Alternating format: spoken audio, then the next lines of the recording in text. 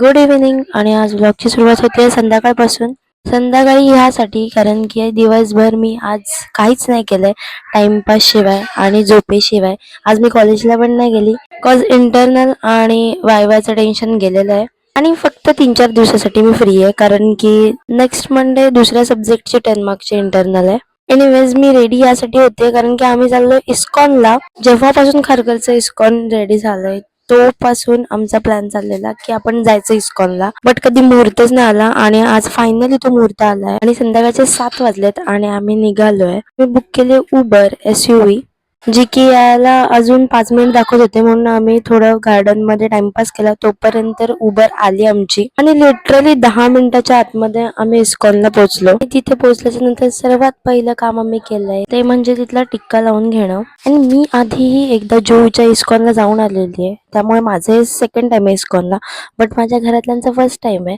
त्यानंतर सगळ्यांनी एक एक करून टिक्का लावून घेतलाय.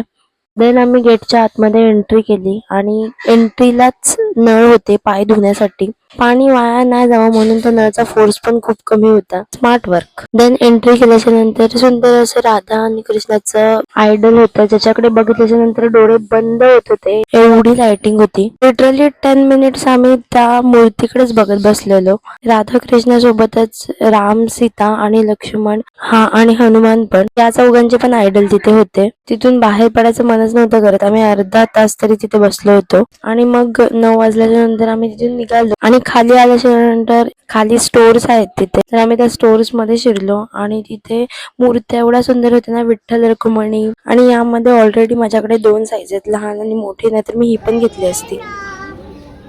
इथे शुभ्रा गणपती बाप्पाशी बोलत बसलेली. गावाला पण जेव्हा गणपती बसलेले तेव्हा पण ती त्यांच्या मूर्तीशी बोलायची आणि तिचा एकच प्रश्न फिक्स आहे, मोदक खाल्लाय का असं विचारते ती बाप्पाला.